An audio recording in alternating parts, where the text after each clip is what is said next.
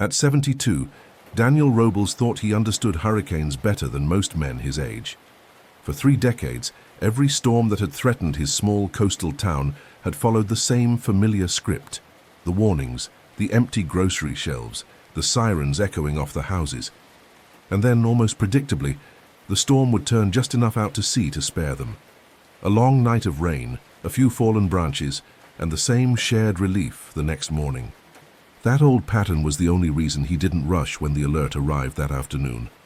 He moved 2 patio chairs, taped an extra X on the living room window, and told himself his bad right knee didn't need more strain.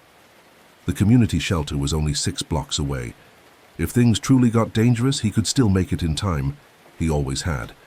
But a little after 9 p.m., the power flickered and died. The last frozen frame on his TV showed a red line on the radar map, one that had shifted inland, pointing straight at his neighborhood. The announcer's voice broke on the words, "Direct impact," before the screen went black. A violent thud rattled his front door. Loose shingles clattered across the roof. The house seemed to shrink under the rising pressure. Daniel grabbed his backpack, his medications, his flashlight. He told his knee it only needed to behave for 6 blocks. 6. Just 6. But when he opened the door and felt the storm shove him backward, he understood something he had ignored for years. If his body failed now, nobody would reach him until the storm was long over. Before we go any deeper, tell me in the comments where you're watching from and how old you are. Stories like this reach people of every age, and I'd like to know who's listening. Daniel hadn't planned on leaving his house that night. Even with the wind growing louder outside, he still believed he had a little more time, maybe 10 minutes, maybe 5, just enough to make the walk to the school gym before the real danger arrived. But the moment he stepped out onto his porch, he felt the mistake hit him harder than the rain. The street looked nothing like it had an hour earlier. The air felt tight, pulled sideways by gusts that came without warning. Streetlights flickered in strange, uneven pulses, casting thin slices of light across the flooded pavement. A trash bin rolled past him like it had a mind of its own. Somewhere down the block, something metal clanged and kept clanging, carried by the wind. Daniel gripped the porch railing, testing his knee before stepping down. It already throbbed, deep, dull, familiar. But the second step sent a sharp flash up his thigh. He froze, teeth clenched, one hand on the railing, the other gripping his flashlight so hard his knuckles went white. The sirens wailed louder, swallowed by the storm. Daniel swallowed too, hard. He wasn't even off his property yet, and already his body was falling behind the storm's pace. Daniel Robles stepped off his porch like a man entering hostile territory. The first gust hit him sideways, cold and wet, forcing his shoulder into the railing before he found his balance. Rain slapped against his face in hard, horizontal lines. It wasn't falling anymore, it was being thrown, and the street ahead, normally familiar, looked stretched and warped under the pulsing streetlights. He told himself a number again. 6 blocks. That was all. 6 blocks to the school gym. 6 blocks to real walls, real lights, real people. His bad right knee pulsed even before he took the second step. It had been warning him all evening, tightening, swelling, stiffening with the cold. He'd ignored it because he'd ignored it for years. He'd walked through pain in grocery stores, through pain in doctors' waiting rooms, through pain when watering his small garden. But tonight, the pain had teeth. Daniel tightened the backpack straps on his shoulders, making sure the flashlight didn't slip out of his hand. The sirens continued to rise and fall behind him, a desperate mechanical voice swallowed by wind. He reached the bottom of the porch steps and tested his weight. The knee held. Mostly. He moved. The first block was always the darkest on his street, even in normal weather. Tonight it felt cavernous, the houses hulking shapes with no lights, no movement, no signs of life.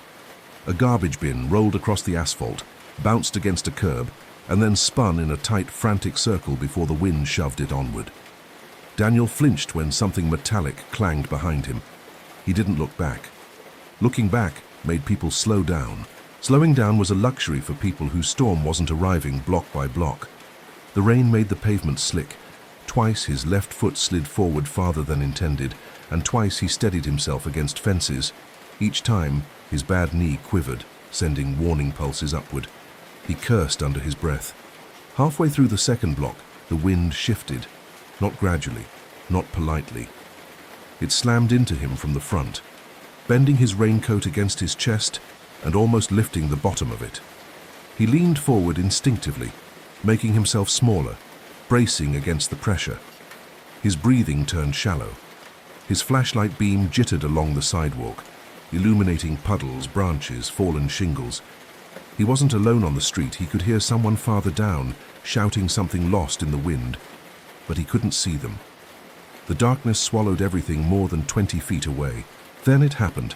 His foot landed on a thin sheet of water rushing downhill. His shoe slid, his knee twisted. Just a few degrees, but enough. A bolt of pain shot up his leg, white and sharp. He gasped, stumbling into a brick wall. His shoulder hit first, then his elbow, and he had to clamp his hand around the edge of a windowsill to stay upright. Pain radiated through the joint like hot needles.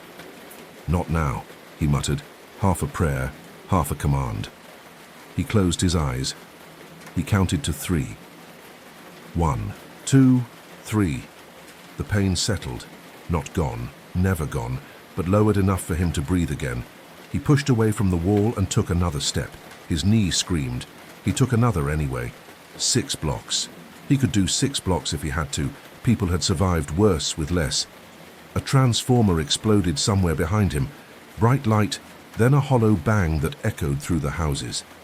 The street went fully dark. The wind howled between the gaps in the homes, sounding almost animal. Daniel felt each gust as a shove to the chest. The third block was uphill, a slow incline he had climbed dozens of times without thinking. Tonight it might as well have been a slope carved into the side of a cliff. His knee resisted every inch. His toes dug into the wet pavement, trying to keep traction. His hands hovered near fences and mailboxes. Halfway up the block, another gust hit him hard from the left. He grabbed a fence post, arms shaking as debris skittered across the pavement. A plastic cooler tumbled past, followed by a child's bicycle blown from someone's yard. The wind didn't let up. Not for a second. Daniel pressed himself against the fence and waited for the gust to pass. Rain pelted his neck, cold enough to numb the skin. His breath came out shaky.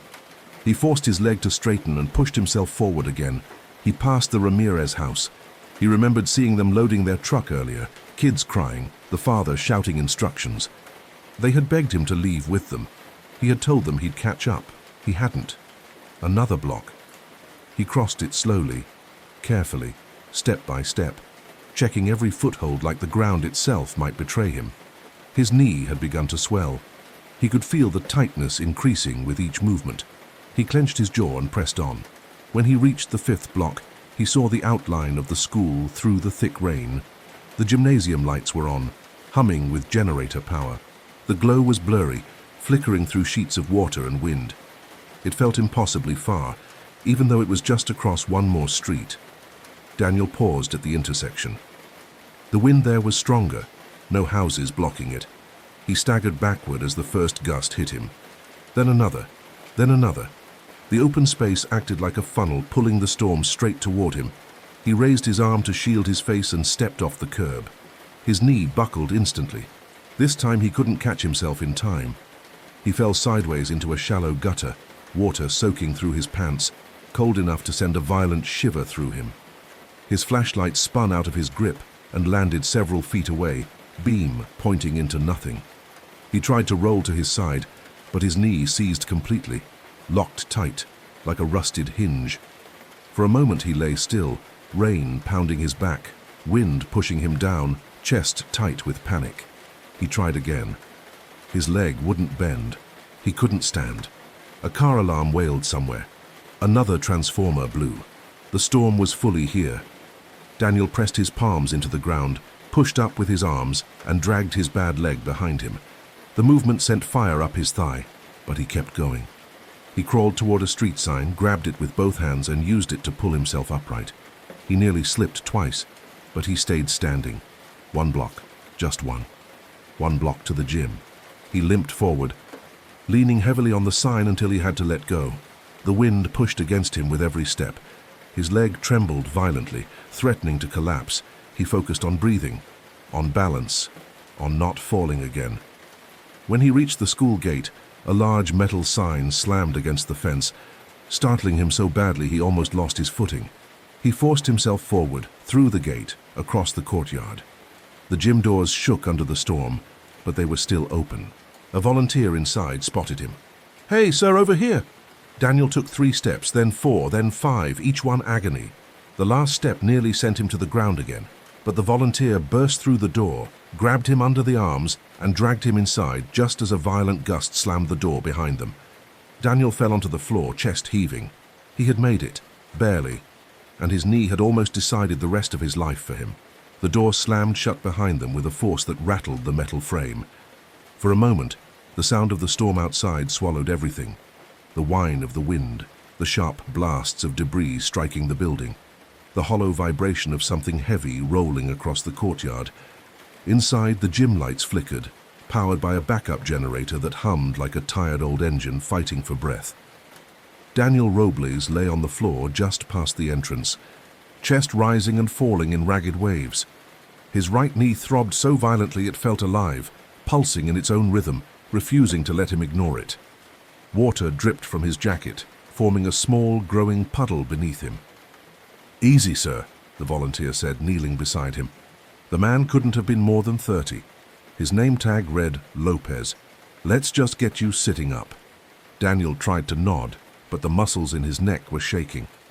Lopez slid a hand behind his back and helped him prop himself against the wall near the entrance. Each movement made Daniel's knee jolt with pain. "You're lucky you made it when you did," Lopez said, his voice tense. They just announced over the radio that the outer wall of the high school collapsed. Winds over 100 miles per hour out there now. Daniel closed his eyes for a moment. He wasn't praying. He was just trying to breathe.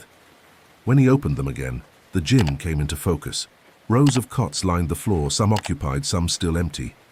Families huddled together under blankets. A woman rocked a small dog wrapped in a towel. An old man sat with his face buried in his hands, while a teenage girl rubbed circles on his back. A toddler cried in one corner, her mother trying to soothe her while checking her phone for a signal that wasn't coming back tonight. The air smelled of wet clothes, nervous sweat, and generator fumes. This was safety, but not comfort. Not yet. Lopez stood. "Let me get someone to look at that knee." He jogged off, weaving between rows of cots. Daniel leaned his head back against the wall and listened to the storm batter the roof. Each impact sent small vibrations through the building. He could picture shingles peeling off, rain hammering the metal vents, branches scraping across the exterior like sharp fingernails. He wiped water from his eyes. His hands were trembling, not from cold, but from the delayed shock of what he had just fought through. Footsteps approached. A woman in a reflective vest crouched beside him. "I'm Natalie," she said gently. "Shelter medic. May I take a look?" Daniel nodded. She pulled a small flashlight from her pocket and examined the swollen joint. Even through his soaked pants, the swelling was visible, a rounded, angry bulge pressing against the fabric. "Did you fall on it?" she asked. "Twisted it," Daniel said. His voice sounded older than he remembered. "Right before the intersection." "And then again near the gate?" He nodded. She pressed lightly along the sides of the knee. Even the softest touch made him exhale sharply. "I'm not going to lie to you," she said. "It's bad. Maybe a severe sprain, could be worse, but you're safe now. We just have to get the swelling under control." "Will I be able to walk?" he asked. "Yes, but you won't like it." She stood and called to someone near the supply table. A teenager brought over ice packs and a folded blanket. Natalie slipped the blanket behind Daniel's back to keep him upright, then placed the ice on his knee. The cold stabbed at first. Then it dulled into something tolerable. Natalie looked him over. "Any dizziness? Chest pain?" "No." "Trouble breathing?" "No." "Good. Your body's in pain, but you're stable." He swallowed. "Thank you." She offered a small smile. "Just stay here. I'll check on you every 20 minutes. As she walked away, Daniel focused on slowing his breathing. Each inhale and exhale felt jagged, like his lungs were learning an old rhythm again. Minutes passed, possibly more. The storm didn't let up. It roared outside like an engine running out of control. People whispered around him. sharing rumors from battery radios and half-lost text alerts. Power grid down. Bridge closed. Evacuation halted. North side flooding. Daniel felt a chill crawl up his spine. He imagined the streets he'd just fought through, now completely impassable. If he hadn't left when he did. A sudden bang shook the building. Everyone jumped. Lights flickered overhead. "What was that?" someone shouted. Natalie appeared again, calling out over the noise. "It's the maintenance shed. The roof tore off." Another bang, another vibration. The generator sputtered for a second, then steadied again. The toddler cried louder. Someone near the back crossed themselves repeatedly. A man muttered, "This is worse than the one in '98. Daniel's breathing tightened. His knee pulsed. His heartbeat thudded in his ears. Lopez returned and knelt beside him. "Sir, can you move if you have to? Not far, just a few feet if needed." Daniel swallowed. "I can try." "We don't expect a breach," Lopez said. "But we're moving everyone toward the interior wall just in case." Daniel looked toward the far side of the gym. That few feet might as well have been a mile, but he nodded. "Help me up," he said. Lopez slid an arm under his shoulders and lifted. Daniel's leg buckled immediately. He bit down on a groan. The ice pack fell to the floor. "Steady," Lopez said. "Lean on me." Daniel shifted his weight, teeth clenched, sweat mixing with rainwater on his forehead. It took almost a full minute just to stand. The walk to the interior wall felt endless. Every step sent a shockwave through his leg. Every vibration from the storm made him flinch. Every flicker in the lights tightened the knot in his stomach. People moved aside as he passed, some offering sympathetic looks, others too scared to notice anything beyond themselves. He reached the inner wall and lowered himself onto a cot. His leg trembled uncontrollably once he stopped moving. Lopez adjusted the blanket behind him and handed him a bottle of water. "You did good," Lopez said. "Storm should weaken in a few hours." Daniel nodded, but didn't answer. He stared across the gym at the entrance where he had collapsed. Rain lashed the doors so hard he could almost feel the spray from here. He imagined himself still out there in the intersection, lying in cold water, unable to stand, the wind pushing him down. He imagined no one hearing him. He imagined the storm simply taking him. Lopez left to help elsewhere. Natalie resumed checking people. The generator hummed. The gym shook. Time crawled.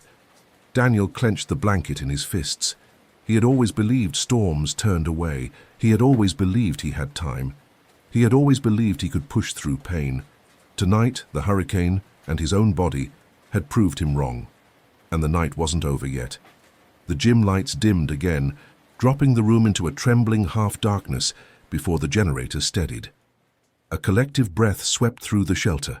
One long inhale of fear, one slow exhale of temporary relief.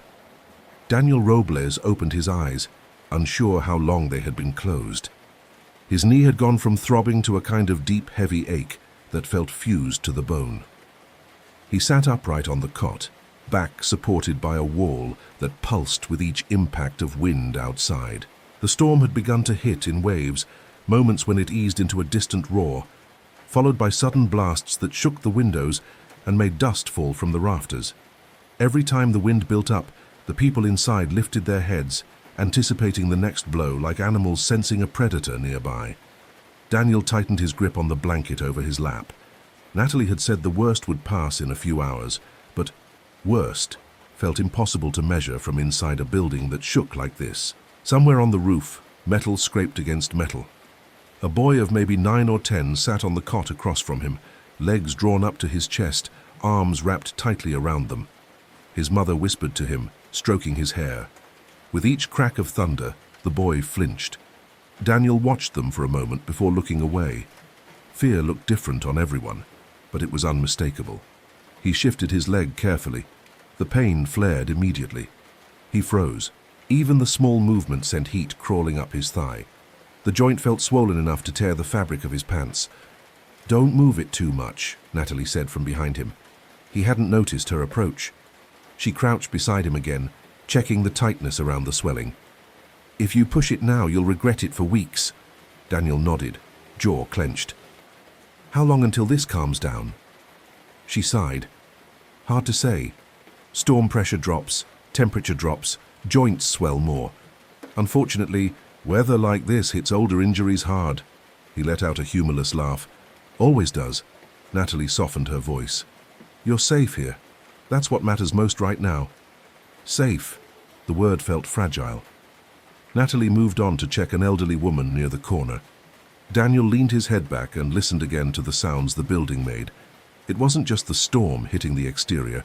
He could hear the tension settling into the walls, the flooring, the beams. Everything working harder than it was designed to. Storm shifting again, someone announced from near the radio desk. A ripple of voices spread. What does that mean? Is it getting stronger? Are we still in the path? A volunteer turned up the volume. Static crackled, followed by a strained reporter's voice. Sustained winds increasing, impact zone expanding. Advised to remain sheltered. Outer neighborhoods reporting structural... The broadcast cut to static again. Daniel felt his stomach tighten. He imagined the roads outside, the places where he had nearly fallen, the slick pavement, the open intersection. He pictured himself there now, crawling with no strength left, knee locked, the storm pressing him into the ground. A deep vibration rolled through the gym. The lights flickered harder this time. Daniel reached for the metal frame of his cot instinctively. 2 cots down, a woman cried out. A small shelf of bottled water toppled over, plastic clattering across the floor. Lopez sprinted toward the entrance. Something hit the east wall. A few people screamed. A few stood and froze. A few grabbed their children, pulling them close. Daniel's pulse hammered. Volunteers rushed to get everyone sitting, steady, calm. Someone shouted for people to stay away from the windows, though no one was anywhere near them. Natalie hurried back toward Daniel. You okay? My knees. He swallowed. Hurting more. That's normal with pressure drops, she said.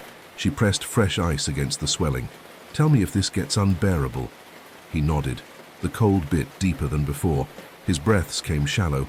The wind ramped up again, an overwhelming roar pressing against the building. The gym doors shuddered violently, the metal bar bouncing in its brackets. A baby wailed. Someone prayed out loud. The generator flickered, dimmed, flickered again. Daniel braced himself, fingers gripping the cot. If the lights went out now, if the generator failed, if the shelter lost structural integrity. He pushed the thoughts away, but they didn't leave. They just lingered beneath the surface like cold water rising slowly around his ankles. Natalie stood and looked around. Everyone stay put. We're stable. The building's reinforced for this. Stable. Reinforced. He tried to believe the words. Minutes stretched, long and trembling. The storm outside moved like a living thing, circling, striking, pausing, returning with new fury each time. Daniel watched the clock on the far wall. He needed something to measure, something to count, something that made time feel less like a suspended thread. Each minute felt like its own hour. Pain throbbed through his knee in waves, sharp edges, then heavy dullness, then tightening that made sweat gather at his temples. He took slow breaths. In, out, in, out. But his lungs trembled with the effort.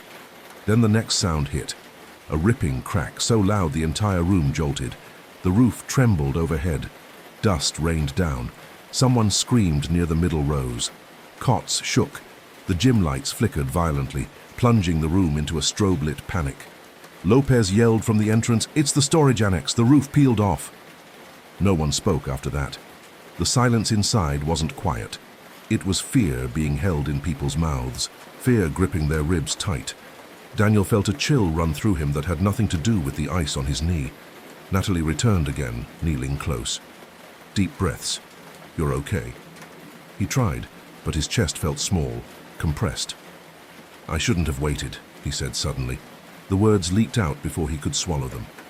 I thought I had more time. I always think I have more time. Natalie's expression softened. Everyone thinks that until a storm teaches them otherwise. He let out a shaky breath. That knee's been warning me for years. And tonight it warned you louder, she said. But you still made it here. That counts for something. He looked toward the door again. The doors were shaking like hands trying to hold themselves steady. Another gust slammed into them. Daniel's heart thudded. Not fear for his body, fear for everything around him. Fear of something giving way. Fear of what would happen if the storm refused to move on. The gym lights dimmed again. The generator coughed. Once, twice. Everyone froze. Daniel gripped the cot edge harder. The lights steadied. The generator hummed back to life. People exhaled in a wave. Daniel let his shoulders drop slightly. The storm hammered the walls again, but this time he felt something different beneath the tension. Not safety, not comfort, but endurance. The shelter held. People held. His knee screamed, but he held too. Outside, the hurricane raged. Inside, the world narrowed to breath, heartbeat, pain, and the stubborn will to stay conscious through the longest night of his 72 years. He wasn't sure when morning would come, but he was beginning to understand that surviving wasn't a single moment. It was a long chain of moments, each one harder than the last, each one requiring strength he didn't realize he still had. And the longest moments were still ahead. For a while, the storm became a rhythm, an unpredictable, violent rhythm, but a rhythm nonetheless. The wind hit the gym in long, shuddering waves, like breaths drawn by something massive outside. Then it paused, letting people think it might be weakening, only to return with a louder roar a moment later. Every time it surged, the walls trembled, dust sifted down, and the air inside tightened with fear. Daniel Robles sat stiffly on his cot, trying to breathe through the growing pressure in his knee. The pain had settled into something deeper now, less sharp, more like a throbbing heat that radiated outward and made the rest of his leg heavy, almost foreign. He kept his fingers curled around the metal cot frame, grounding himself each time his leg spasmed. Across the gym, someone vomited into a bucket. A woman sobbed quietly. The toddler, exhausted from crying, had fallen asleep against her mother's chest, small hand clutching a corner of her mother's jacket. The generator hummed with a constant uneven vibration that made Daniel worry less about the storm and more about the machine that was keeping the lights alive. Another gust slammed into the gym. Another crack echoed across the roof. Another round of startled gasps filled the room. A man with a white beard shook his head shakily. "I haven't heard wind like this since Andrew back in '92. No one responded. No one needed to. Daniel shifted his leg, the smallest movement, and the pain shot up again. His breath caught in his throat. Sweat gathered along his hairline even though the room was cool. He tried leaning back more, then forward, then changing the angle of his hips. Nothing helped. Natalie returned to his side. "Pain still climbing?" Daniel nodded. "Feels like it's swelling more." "Barometric pressure will do that," she said softly. "Your body's reacting to the drop. Pain flares. Everything tightens." She placed a careful hand near his knee. "I can wrap it again or adjust the ice." Daniel exhaled. "Just help me sit differently." With patience, she shifted the ice pack and propped his heel on a folded blanket. The change eased a small amount of pressure, enough to dull the pain by a fraction. He let out a breath he hadn't realized he was holding. "You're doing better than most people would," she said. He gave a faint, humorless smile. "This knee's been giving me trouble for 20 years. Should have fixed it decades ago." "Well," she said gently, "you got it this far. Don't underestimate that." A loud metallic screech interrupted them, a drawn-out, twisting groan from somewhere outside. People froze. Natalie turned her head sharply toward the doors. Lopez rushed over from the entrance. "It's the flagpole, snapped in half." A few people cursed under their breath. "Any danger of it hitting the building?" Natalie asked. "It already did," Lopez said. "Scraped down the east wall, didn't break through." The wind wailed again, higher pitched now, like it had found a new angle to attack from. The gym doors rattled, the metal bending inward before settling back into place. Daniel felt his chest tighten. His breaths came quicker. He looked toward the doors, expecting to see them bulge inward again. Then the generator stuttered, dimmed, coughed out a hollow groan. The lights flickered wildly. People screamed. Daniel's stomach dropped. "Stay calm," someone yelled. But calm was impossible. The gym plunged into a brief darkness, just a heartbeat of black, before the generator caught again, and the lights returned in a faint, wavering glow. Daniel's pulse thundered in his ears. His knee pulsed just as violently. Sweat rolled down his spine. Natalie placed a steadying hand on his shoulder. "It's okay. The generator will hold." Daniel didn't believe that. Not entirely. But he nodded anyway. Minutes passed. Or maybe they were seconds. Time warped inside the storm's grip. A loud bang hit the back wall. Then another. Then a scraping sound. Lopez darted toward the corner. The dumpsters from outside, they're rolling around the lot. The storm was rearranging the world piece by piece. Daniel swallowed hard. He looked around the room again. Everyone was exhausted, faces pale, hands trembling, breaths shallow.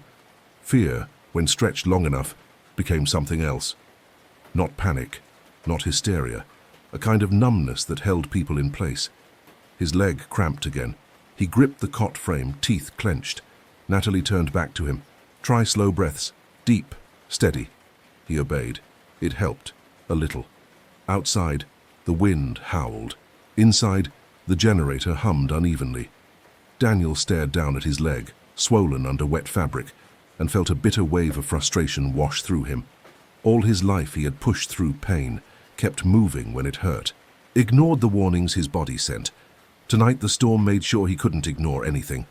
A sudden high-pitched whine made every head lift at once. It came from the roof, a rising, grinding sound. Natalie whispered, "No, no, no." Then the roof flexed. A sharp metallic snap echoed through the gym. Dust cascaded from the rafters. The wind roared with renewed force. Lopez shouted, "Everyone to the interior wall now!" People scrambled, dragging blankets, bags, children. The room erupted into noise, shuffling feet, screams, shouted instructions. The cot beside Daniel was knocked over. Someone nearly tripped over it. Natalie crouched in front of Daniel. "We need to move you against the inner wall again, right now." Daniel stared at her. "My leg." "I know," she said firmly. "But we do it anyway, on 3. She signaled to Lopez, who ran over and braced himself on Daniel's other side. 1, Natalie said. Daniel gripped their arms. 2. He took a shaky breath. 3. They lifted him. The knee screamed, his vision blurred. Daniel groaned out loud, unable to swallow the sound. His toes dragged against the floor. Sweat broke across his forehead instantly. "Easy," Natalie said. "Lean on us." "I'm trying," he rasped. The roof cracked again. The lights pulsed. A small piece of insulation drifted down like strange, soft snow. They shuffled step by painful step toward the inner wall. Each jolt of movement felt like fire shooting up Daniel's leg. His breath hitched constantly. Behind them, someone shouted that part of the annex roof had completely torn away. Another voice yelled about a broken window in the back hallway. Natalie and Lopez kept moving, steady, focused. "Almost there," Lopez said, though Daniel could tell he was lying to keep him centered. Daniel's knee nearly buckled. His grip tightened around their shoulders. He tasted metal in his mouth from clenching his jaw so hard. Finally, they reached the wall. Natalie eased him onto a cot. Lopez adjusted a thick mat under his leg. Daniel slumped back, chest heaving. "You did good," Natalie said, kneeling beside him. He shook his head, tears of pain pressing at the edges of his vision. I don't feel like I did." "You moved when it mattered," she said. "That's all anyone can do in a night like this." The wind slammed into the building again, hard enough that the entire room tensed. The doors buckled outward. A few people screamed. The generator whined in protest. Daniel closed his eyes. He wasn't praying, he wasn't bargaining. He was simply holding on.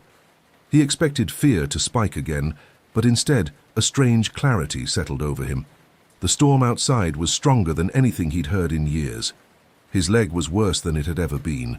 The shelter was shaking, groaning, fighting to stay intact. But he was still inside, still breathing, still holding on. And he knew, deep in his bones, that survival wasn't a sharp moment of bravery. It was this, enduring the hours that felt impossible, enduring the pain that wouldn't let up, enduring the storm that refused to move on. The night had not broken him yet, but it would keep trying. Daniel Robles lost track of time. At some point, the storm outside stopped sounding like weather and started sounding like metallic grinding. The gym shook in pulses. The generator wavered. People tried to rest, but no one truly slept. They lay on cots with eyes half closed, ready to flinch at the next bang. Pain became Daniel's clock. Every few minutes, his knee reminded him it was still there, still swollen, still furious at being forced through 6 blocks of wind and water. The ache radiated up his thigh and down his calf, and sometimes a sudden stab made him suck in air between his teeth. Each time, he waited to see whether the pain would keep climbing or fall back into its slower rhythm. It always fell back, but it never left. "Storm's starting to move," someone said from near the radio. Daniel opened his eyes. The lights above him buzzed faintly. Natalie stood near the radio desk with Lopez, both of them listening to a voice wrapped in static. Eye wall passing inland now. Outer bands weakening along the southern edge. Remain sheltered until further notice. Natalie's shoulders dropped a fraction. Lopez rubbed his face with both hands. Around the gym, people whispered. The tension in the air shifted. Still tight, but with a thread of relief woven into it. "It's not over," Natalie said. "But the worst of it is moving past us." A few people clapped weakly. Someone began to cry from relief. Daniel stared at the ceiling. If the worst was passing, then what had he just walked through? He thought of the intersection, the gutter, the cold water around his hands. He thought of the moment his knee locked and refused to lift him. He thought of how close he had been to simply staying down, letting the wind press him into the pavement. If he had waited 10 more minutes at home, if he had argued with himself a little longer, if his knee had failed 1 block sooner. He exhaled slowly. "Still with me?" Natalie's voice came from beside his cot. He turned his head. "Unfortunately." "That's usually what people say when they're in pain and still alive," she replied. "Your knee's angry, but your pulse is steady. That's a good trade for tonight." "How bad is it, really?" he asked. She hesitated. "Bad enough that you're not walking home in the morning." He snorted softly. "Didn't plan on it." "We'll arrange transport once the streets are cleared," she said. Outside, a gust of wind hit the wall, but it sounded different now. Less like a fist, more like a shove. The storm had not gone quiet, but it had changed key. "How many times have you done this?" he asked. "Shelter duty?" She thought for a moment. 5 hurricanes, 2 big tropical storms, a couple of false alarms that turned into long, boring nights. "And this one?" Her jaw tightened. "This one will be talked about for a long time." He nodded once. A child somewhere asked if their house would still be there. A parent answered, "We'll see it together." People began trading stories about other storms. Daniel stayed quiet. His storm was not just outside, it was inside the joint that had almost cost him his life. He thought about the way he'd brushed off his doctor's warnings. Walk less, they'd said. Use a cane. Use a brace. Schedule the surgery someday. Someday had always sounded far away, like a polite suggestion from a future that could be negotiated with. Tonight had removed all negotiation. Natalie followed his gaze down to his leg. "You're thinking about what this means after the storm." "I'm thinking," he said slowly, "that the storm outside wasn't the only thing I've been underestimating." She nodded. "Most people only respect a risk when it proves it can actually hurt them." Daniel let out a tired breath. It proved it. Another jolt rattled the roof, but this time, no one screamed. They just tensed, then slowly relaxed when the building held. "I live alone," Daniel said quietly. Natalie glanced at him. "Anyone you can call when the towers are back up?" "A nephew, out of state," he said. "Neighbors, though. Good people. I just didn't want to admit I needed them." "Needing people," Natalie said, "is not the same as failing." Outside, the storm's rhythm faded another degree. Lopez walked by, counting heads and speaking with other volunteers. When he reached Daniel, he stopped. "You gave us a scare out there," Lopez said. "Thought the wind was going to take you before we could pull you in." Daniel managed a thin smile. You and me both. When they lift the shelter order, we'll get folks out street by street, Lopez said. Until then, try to rest. As he moved on, Daniel felt how heavy his eyelids had become. Exhaustion wrapped itself around him. The pain didn't leave, but it softened just enough that his mind could drift. He woke to a different sound. Not wind, not sirens, not the groan of the building. Voices, dozens of them, layered over one another. Worried, relieved, alert. He blinked his eyes open. The light in the gym had changed. It was still artificial, but thinner, like it was competing with something else. He turned his head toward the high windows and saw it. Grey, not black. Morning pressing through thick, ragged clouds. The wind outside still blew, but it no longer screamed. It pushed debris along the parking lot.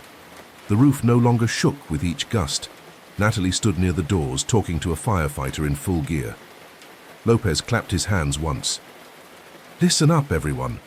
The worst of the storm has passed. We're still under advisory. Power's out across most of the county. Crews are checking for gas leaks, downed lines, and damaged structures. People listened. We'll start releasing sections slowly, he continued. When your street is cleared, we'll let you know nobody leaves on their own. There's still debris, water, and live wires out there. Daniel raised his hand slightly. What about those who can't walk well? Lopez met his gaze. We'll prioritize transport for anyone injured or with mobility issues. You're on that list, sir. You're not walking home on that leg. Daniel nodded. Didn't plan to. Natalie returned to his side. How's the pain? Still here, he said. But I'm starting to feel like I survived something instead of just being trapped in it. That's because you did, she replied. He looked toward the doors again, at the strip of gray daylight. What does it look like out there? Like a place that got hit hard and will take time to recognize again, she said. He absorbed that in silence. Your house may be fine, she added. Or not. We'll find out. But you're here. And that's the piece we can work with today. He looked back down at his swollen knee. For the first time in years, he didn't think of it as an inconvenience. He thought of it as a line he had nearly crossed. And as a warning, he didn't intend to ignore again. When morning finally arrived, the storm left behind a silence that felt heavier than the wind. Rescue teams moved through the neighborhood street by street, guiding people back to whatever remained of their homes. Daniel Robles was among the last to be escorted out of the shelter, his knee wrapped tightly, his steps slow and uneven. The world he returned to didn't look like the one he had left behind. Trees lay split across sidewalks, power lines sagged low over flooded gutters, roof tiles were scattered like broken shells, and 6 blocks away, the path he had fought through in the dark looked impossibly longer in the light. He traced each place he had stumbled, each spot where the wind had nearly taken him down, and realized how close he had come to becoming another name in a storm report. Inside his house, a leaking ceiling and broken window waited for him. But those things could be fixed. What stayed with him was something quieter, sharper, the understanding that his body had limits he could no longer afford to ignore. That night had not been a test of strength. It had been a warning. Before you go, tell me something honest. When did you first realize your body couldn't do what it used to? Your answer might help someone who's still pretending they're unbreakable,